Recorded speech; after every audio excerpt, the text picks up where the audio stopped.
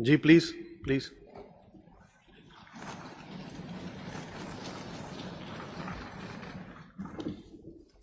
बिस्मिल्लाहिर्रहमानिर्रहीम। Thank you mister speaker. सम का पहिरीं साईं असांजे MPA साहब का चाचा नईम खरल साहब जंहिंजी कल्ह वफ़ात थी वई है उन लाइ असीं दुआ घुरूं ऐं अल्लाह साईं खां दुआ घुरूं था त अल्लाह साईं उनखे जन्नत में आला मक़ाम ॾे। Mister speaker, I would like to seek your permission to speak partially in English.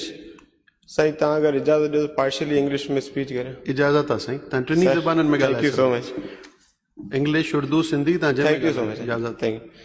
Thank you, Mr. Speaker, for allowing me and giving me a chance to share my thoughts on the budget 2026 and 27.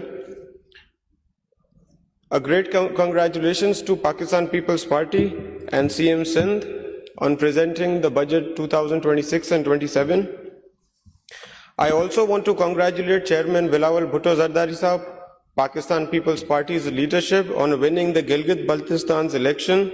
I believe the victory of this election should be a clear response to those who have countlessly critiqued Pakistan People's Party's and Sindh government's performances over the last 2 years.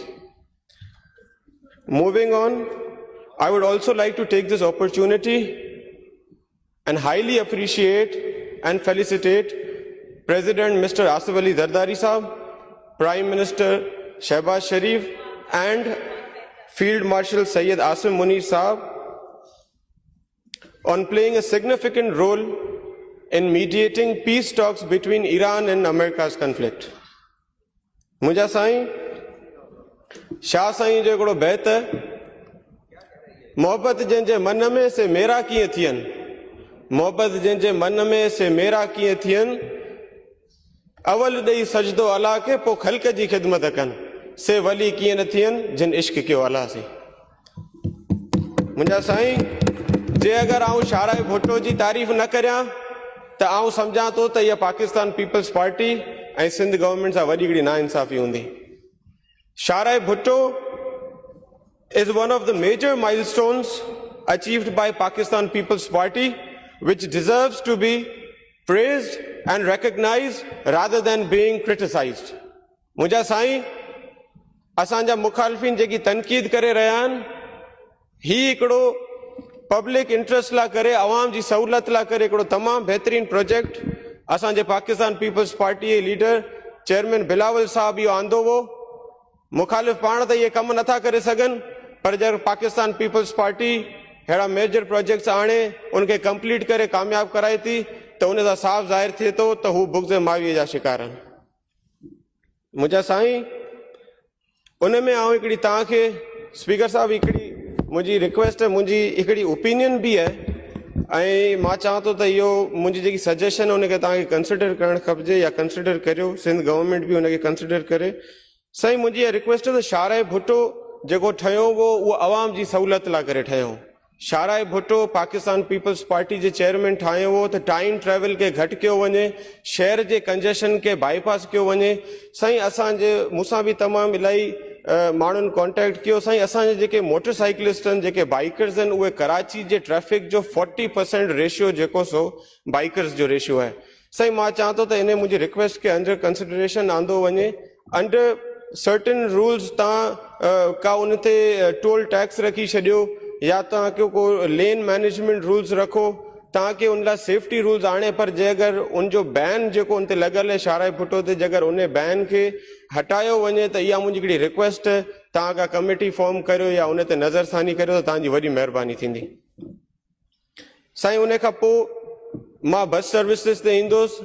साईं शर्जील मेमन साहब, he is doing a tremendous job with his ministry. साईं, तमामु बहितरीनु कमु करे रहियो आहे।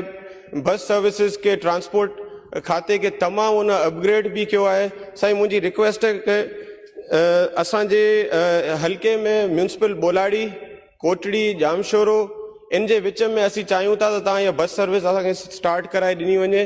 Sindh government उन ते नज़रसानी करे जेकर असांखे बस सर्विसिस ॾींदा त आउं सम्झंदुसि त असांजे इलाइक़े जामशोरे में 4 वॾियूं यूनिवर्सिटीज़ आहिनि ऐं उन खां पोइ तमामु वॾो हल्को आहे असांजो, तमामु वॾी आवाम उते रहे थी। बस सर्विसिस मिलण सां उनखे तमामु जेको सहूलियात फराहम थींदियूं। त मुंहिंजी रिक्वेस्ट आहे त जल्द से जल्द अगरि बस सर्विस असांखे ॾिनी वञे तव्हांजी वॾी महिरबानी थींदी। मुंहिंजा साईं, असांजे तालके में पोइ 2 सालनि में मां बेहद मशहूर आहियां पाकिस्तान पीपल्स पार्टीअ जो, सिंध गवर्नमेंट जो, जंहिं असांखे 100 खां ज़ाइद ट्यूबवेल्स ॾिना। असांजे इलाइक़े खे 100+ ट्यूबवेल्स ॾेई सहूलियत फराहम की। साईं, मुंहिंजी तव्हां खां रिक्वेस्ट आहे त असांखे 75 ट्यूबवेल्स अञा बि असांजे तालके थाणा बुलाखान लाइ खपनि। अञा बि उनजी तमामु जेको नीड आहे असांखे।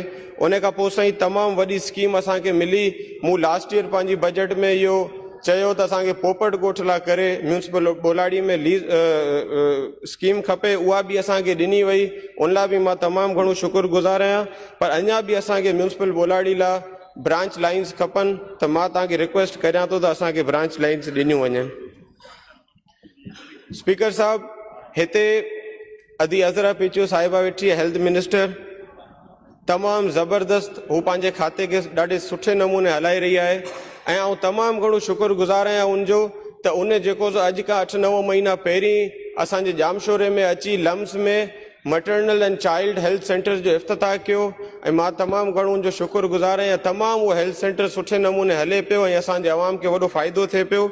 आउं मिनिस्टर साहिबा खे तव्हांजे थ्रू इहो अर्ज़ु कंदो हलंदुसि त मूं लास्ट ईयर बि मिनिस्टर साहिबा खे इहो अर्ज़ु कयो हो ऐं हिन दफ़े बि मां रिक्वेस्ट कंदुसि त असांजा 3 BHU सेंटर्स आहिनि तालके थाणा बुलाखान में, मूसा छोरो, दीन मोहम्मद आकिलाणी ऐं आज़ाद गबोर।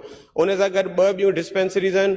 साईं, बिल्डिंग्स रेडी आहिनि, एवरीथिंग इज़ रेडी, बसि उनजी SNE मंज़ूर कराइणी आहे।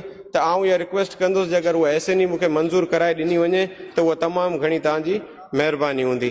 साईं, उन सां गॾोगॾु मूंखे तालके थाणा बुलाखान जे हॉस्पिटल लाइ हिकिड़ो चेस्ट पेन यूनिट खपे ऐं म्यूनिसिपल बोलाड़ी लाइ हिकिड़ी 50 बेडेड जी अगरि न्यू हॉस्पिटल असांखे मिलंदी त 2 लख खां मथे आबादी आहे म्यूनिसिपल बोलाड़ी में, त माण्हुनि खे तमामु घणी सहूलियत फराहम थींदी।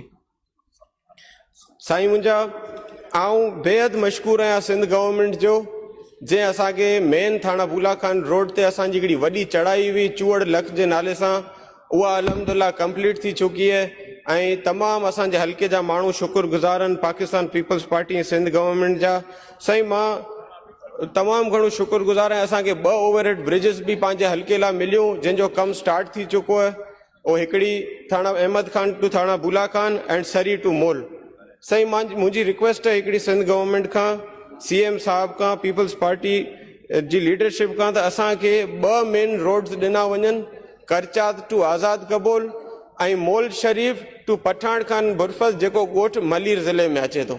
त इहो रोड जेको जामशोरे ज़िले खां मलीर ज़िले ते वेंदो, मां चाहियां थो त इहो रोड असांखे ॾियो ऐं इलाही हज़ारो माण्हुनि खे इहो रोड कारोबारी हिसाब सां, आमदरफ़्त जे हिसाब सां तमामु घणो जेको सो फ़ाइदेमंद रहंदो। साईं, उन खां पोइ साईं, लास्ट ईयर मूं पंहिंजी बजट स्पीच में साईं सिंध गवर्नमेंट खे 20 एकड़ ज़मीन स्पोर्ट्स कॉम्प्लेक्स लाइ करे गिफ्ट ॾिनी हुई। उहा ज़मीन अञा ताईं साईं पई आहे। आउं रिक्वेस्ट कंदुसि त हिन बजट में असां को स्पोर्ट कॉम्प्लेक्स रखी ॾिनो वञे त जीअं असांजे हल्के जे नौजवाननि लाइ हिकिड़ो स्पोर्ट्स फैसिलिटी हिकिड़ी पैदा थिए थाणा बुलाखान तालके में। त आउं उमेदु करियां थो त असांजो स्पोर्ट्स मिनिस्टर इन ॻाल्हि खे तवजो ॾींदा ऐं इनशाला असांखे इहो स्कीम अप्रूवल कराए ॾींदा। साईं, मुंहिंजो हाणे आख़िरी पॉइंट है एजुकेशन ते, उन खां पोइ मां पंहिंजी स्पीच ख़तमु कंदुसि। साईं, एजुकेशन में साईं सरदार शाह तमामु बहितरीनु कमु करे रहियो आहे। मां पंहिंजी स्पीच ख़तमु कंदुसि। साईं, एजुकेशन में साईं सरदार शाह तमामु बहितरीनु कमु करे रहियो आहे। साईं, I am really inspired by speeches, तमामु बहितरीनु स्पीचिस कनि था, तमामु ज़बरदस्त इंटेलेक्चुअल माण्हू आहिनि उहे ऐं असांखे इलाही सिखण लाइ उनखां मिले थो। साईं, मां अर्ज़ु कंदुसि त मुंहिंजे इलाइक़े में हिकिड़ी असांखे साईं कमेटी तव्हां फॉर्म करे ॾियो।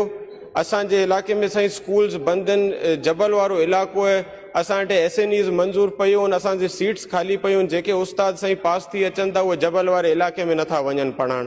त आउं चाहियां थो हिकिड़ी तव्हां स्पेशल पॉलिसी आणियो त उते जी लोकली सतह ते लोकली आवाम खे अगरि उतां तव्हां मेरिट ते को उस्ताद खणी उन स्कूल्स खे जेके खोलाराईंदा त आउं सम्झंदुसि त त असांजे ॿारनि जो असांजी नियाणियुनि जो मुस्तक़बिल मज़बूत थींदो।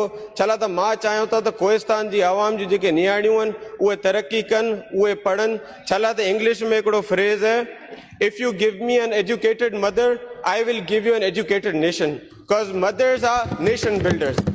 साईं जॾहिं असांजूं नियाणियूं पढ़ंदियूं त असांजो मुआशिरो मज़बूत थींदो।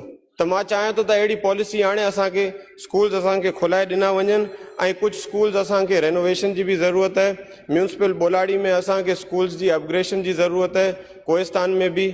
साईं तव्हांजी वॾी महिरबानी। मां पंहिंजी स्पीच हिकिड़े शाह साईं बैत सां ख़तमु कंदुसि त जबल मंझि झूपड़ा से झूला कीअं झूलनि, जबल मंझि झूपड़ा से झूला कीअं झूलनि, जिन जी उम्मीद अलामा से पत्थर मंझि पलनि, उहे सदाईं पिया खिलनि जिन उम्मीद न लाथी अलामा। साईं तव्हांजी वॾी महिरबानी। सिंध सदाबाद, पाकिस्तान ज़िंदाबाद।